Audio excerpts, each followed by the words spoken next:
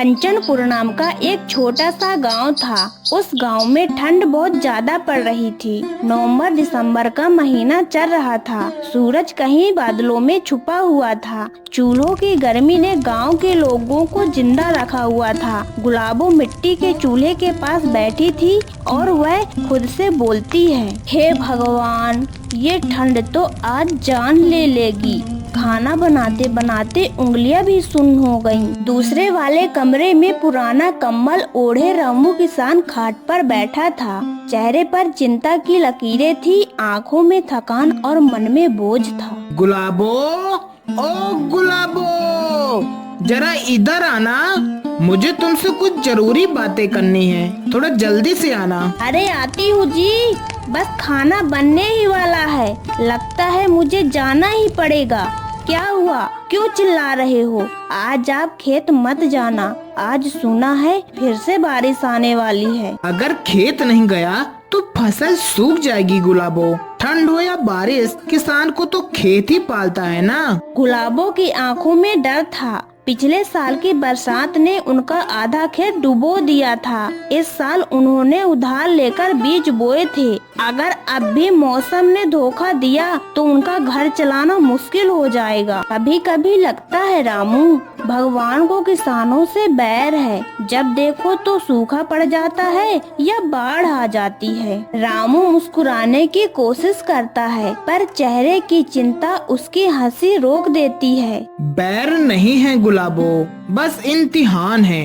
हर साल नया इम्तिहान, समझी ना। रामू अपने आप को साहसी मानकर फावड़ा लेता है और चुपचाप खेत की तरफ चल देता है। चलते चलते उसने अपने मन में सोचा, इस बार अगर गेहूं ठीक से निकला तो महाजन का कर्जा भी चुका दूंगा और बच्चों के लिए नए जूते भी ले दूंगा। हाँ, लेकिन दूर आसमान में बादल उभरने लगे थे। हवा में नमी घुल रही थी। रामू आसमान की तरफ देखा और बोला, हे धरती माँ, इस बार दया कर देना। अब और बर्बादी नहीं झेली जाती। वह चुपचाप घर की ओर चला जाता है। उसके चेहरे पर निराशा थी। फिर अगली सुबह होते ही रामू खेत की तरफ चल देता है। गांव के चौपाल पर कुछ किसान बैठे थे। सुखलाल, बिरजू और बूढ़े काका। सबके चेहरे पर एक ही डर था, बारिश फिर न आ जाए। रामू, सुना है तू फिर खेत जा रहा है? अरे भाई, बादल देख तो लगता है आसमान फट पड़ेगा। क्या करें सुखलाल, बीज तो अभी भी आधे ही उगे हैं। अगर आज जुताई ना की तो मिट्टी बैठ जाएगी। अरे किसान तो पगला ही होता है। मौत सामने दिखे फिर भी हल लेकर वह निकल पड़ता है। हाँ बेटा, यही तो किसान की ताकत है। डर के नहीं, धरती के भरोसे ही जीता है किसान। रामू चुपचाप खेत की तरफ आगे बढ़ जाता है। खेत पर पहुंचते ही रामू का दिल बैठ गया, क्योंकि उसकी फसल झुक चुकी थी। उसने फावड़ा उठाया और खुदाई करना शुरू किया। हर बार जब फावड़ा से मिट्टी को काटता तो उसकी उम्मीद भी थोड़ा गहराती। रामू पूरी मेहनत खेत की खुदाई में लगा रहता है। इधर घर पर गुलाबो बाहर खड़े हुए बाहर झांक रही थी। आसमान पूरी तरह से काला पड़ चुका था। उसका बेटा मोहन पलंग पर बैठा था। अम्मा, बापू कब आएंगे? कितनी देर हो गई खेत गए? बस आते ही होंगे बेटा, खेत देख रहे होंगे ना। रामू आसमान की तरफ देखता है और बोलता है, हे भगवान, अब की बार रहम कर देना। अब ये नरम दिल इतना बड़ा दर्द नहीं सह सकता। लेकिन उसी वक्त बिजली कौंधी और गरज के साथ बारिश शुरू हो गई। रामू खेत में खड़ा था। ठंडी हवा ने उसके हाथ पैर सुन्न कर दिए। ओ धरती माँ, थोड़ा सा थम जा, अभी तो बीज भी नहीं डाले हैं। पर बादल बेकाबू थे। पानी गिरता रहा। पानी खेतों में भर चुका था। उसने अपनी मेहनत से खेत का सारा पानी निकाल दिया। नहीं, मैं ये फसल को नहीं डूबने दूंगा। मैंने अपनी पूरी जान लगाई है इसमें। वह खेत में खड़ा था। ताकि फसल डूब न जाए, लेकिन ठंड और बारिश ने उसके शरीर को कपा दिया था। उसके आंखों के सामने धुंधला दिखाई देने लगा। कुछ देर बाद वह बेहोश हो जाता है। रामू के घर न लौटने पर गुलाबो बारिश में भीगती हुई खेत की ओर दौड़ी। ठंड होने के बावजूद वह रुकी नहीं। जब वह खेत पहुंची तो देखी कि रामू जमीन पर पड़ा था। हे भगवान, हे भगवान, मेरे रामू को क्या हो गया? मेरे रामू को क्या हो गया भगवान? वह किसी तरह से उसे संभाल कर घर लाई और जल्दी से आग लगाया। कुछ देर बाद रामू होश में आ जाता है। गुलाबो, फसल डूब गई क्या? फसल फिर हो जाएगी रामू, पर तुम नहीं होते तो मेरा क्या होता? फिर सुबह होती है, आसमान साफ था। रामू और गुलाबो खेत की तरफ जाते हैं। खेत की ओर देखा, सब कुछ बर्बाद था, लेकिन रामू का दिल पूरी तरह से कठोर था। धरती माँ ने मुझे फिर से मौका दिया है। मिट्टी तो बह गई, पर उम्मीद नहीं बही। मैं फिर से फसल बोऊंगा। चलो हम दोनों मिलकर फिर से शुरू करेंगे, क्योंकि किसान की सबसे बड़ी ताकत यही होती है। वो हर ठंड, हर बारिश के बाद भी फिर से बोता है अपनी उम्मीद। अगली सुबह होते ही रामू सोच रहा था, तभी गुलाबो रामू से बोलती है, क्या सोच रहे हो? सब कुछ फिर से शुरू करना होगा रामू। हम इतनी जल्दी हार नहीं मान सकते। हाँ गुलाबो, तुम बिल्कुल सही कह रही हो। हम हाथ में हाथ धरकर नहीं बैठ सकते। जब तक मिट्टी जिंदा है, जब तक ये सांस ले रही है, तब तक हम फसल बोएंगे। हम हार नहीं मानेंगे। चलो। और जब तक आप हैं, मैं भी आपके साथ हूँ रामू जी। वो दोनों बात कर रहे थे कि उनके घर के बाहर सेठ आ जाता है। अरे रामू, सुना है बारिश ने सब बिगाड़ दिया है। अब देखो, ब्याज का वक्त तो नहीं टल सकता ठंड की वजह से। तुम्हें ब्याज तो देना ही होगा। सेठ जी, अभी तो फसल का नुकसान हुआ है। 2 महीने का वक्त दे दीजिए, फिर देखिए मैं आपका मेहनत करके सारा कर्ज चुका दूंगा।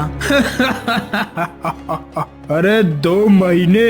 अरे रामू, ये तो वही बात हुई ना, खेत सूखा है तो किसान आसमान देखे। अरे ब्याज तो महीने की पहली तारीख को देना होगा ना, है? सेठ का मन तो पत्थर था। उसे किसान की ठंड या बारिश में क्या समझ, जो किसानों को नुकसान होता था। सेठ जी, आप चिंता मत कीजिए, मैं मेहनत से सारा कर्ज चुका दूंगा। रात हो चुकी थी। गुलाबो और रामू खाट पर बैठे थे।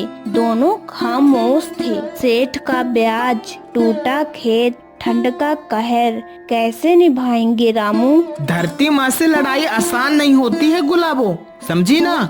लेकिन जब बीज को बो दिया है तो फसल की उम्मीद छोड़ना पाप है। अगर तुम नहीं होते रामू, तो शायद मैं हार मान लेती।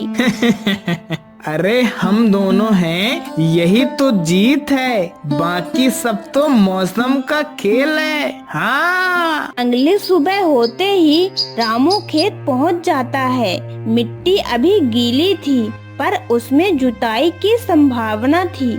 उसमें फावड़ा उठाकर फिर से खेत की जुताई की। कुछ देर बाद सुखलाल और बिरजू भी आ जाते। अरे रामू, तू तो अकेला ही शुरू हो गया। चल हम भी हाथ बटाते हैं। किसान जब गिरता है तो गांव को उठाना ही पड़ता है। चलो भाई लोग मिलके बोते हैं। कुछ देर में वो लोग खेत में बीज बो देते हैं।